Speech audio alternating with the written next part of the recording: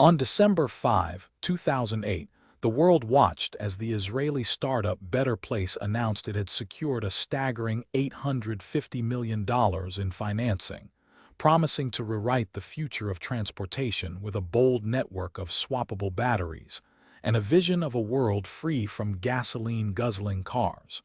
In a sleek press conference in Tel Aviv, founder Shai Agassi proclaimed, "We will change the way people think about mobility." The statement was both audacious and intoxicating, and it sparked a frenzy of headlines that painted Better Place as the Silicon Valley of clean energy innovation, even though its headquarters were a stone's throw from the ancient streets of Jaffa. Within months, the company began building the infrastructure it claimed would make electric vehicles as convenient as a coffee break. Massive charging stations sprouted in Israel's coastal cities, and a pilot network of 125-kilowatt fast, swap and go, stations rose along the highway from Tel Aviv to Beersheba. In Denmark, a partnership with utility giant Ørsted led to the construction of a parallel network of 80 swap stations, and the first batch of 500 Better Place-equipped Renault Fluence cars rolled onto the streets of Copenhagen. Investors cheered. The stock price of the company's sole public listing in Israel surged, and the press lauded a new era where range anxiety would become a relic of the past. But beneath the glittering launch events, warning signs began to surface, first as faint ripples and later as unmistakable cracks. The business model relied on a delicate balance between three massive cost centers: the manufacture of standardized lithium-ion battery packs, the construction and maintenance of a nationwide swapping grid, and the subscription fees paid by drivers for the privilege of using that grid. Each battery swap required a sophisticated robotic arm, a high-precision inventory system, and a constant flow of replacement packs, all of which demanded capital that never quite materialized at the projected speed. Financial analysts started to question the economics of a battery-as-a-service model. A 2010 study by McKinsey estimated that, to break even, Better Place would need to operate at least 75% of its stations at full capacity, a target that would require selling roughly 12,000 cars a year.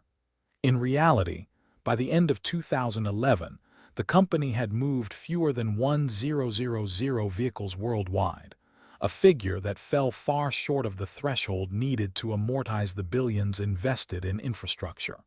The high upfront cost of each swap station, often exceeding $1 million, combined with the limited adoption of the Fluence, which itself suffered from modest range and a price tag that rivaled conventional gasoline cars, created a feedback loop.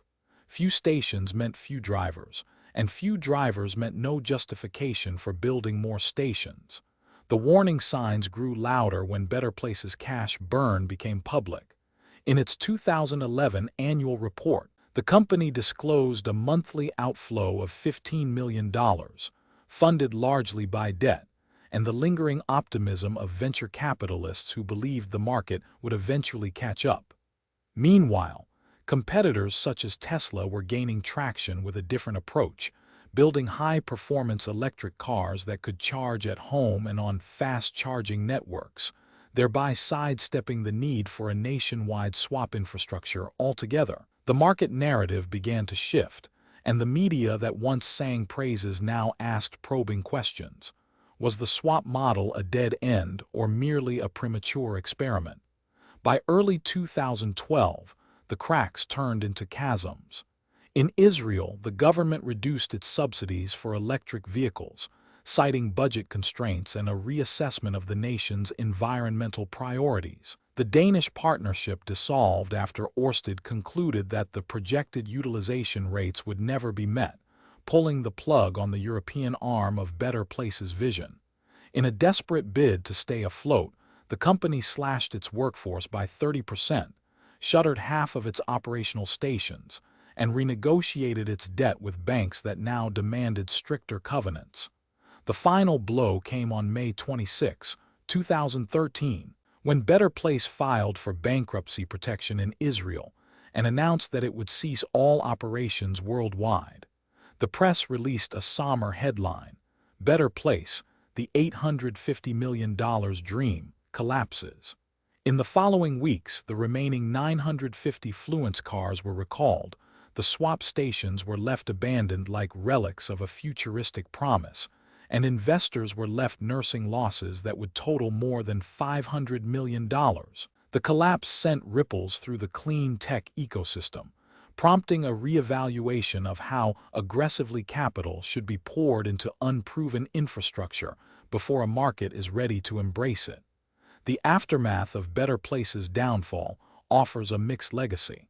On one hand, the company's ambitious vision forced governments and automakers to confront the reality of range anxiety and to invest in more practical charging solutions. The concept of a subscription-based battery model resurfaced years later in China's NIO and in Europe's emerging battery leasing schemes, this time backed by more mature technology and a clearer path to profitability.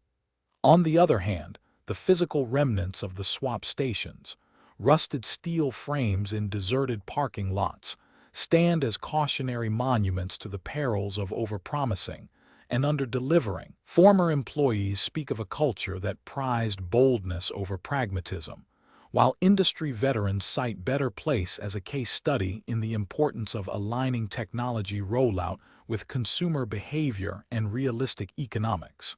Today, electric vehicles dominate headlines, and the global charging network has expanded to more than 1 million public points. Subscribe to The Collapse for more stories like this.